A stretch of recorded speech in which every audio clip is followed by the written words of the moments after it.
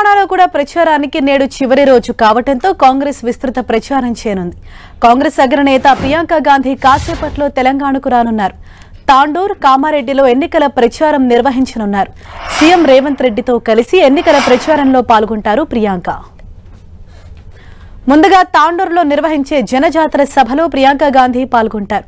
ఈ బహిరంగ సభ తర్వాత రేవంత్ రెడ్డి, ప్రియాంక గాంధీ కలిసి మధ్యాహ్నం 3:15 కామారెడ్డిలో నిర్వహించే రోడ్ షోలో పాల్గొంటారు.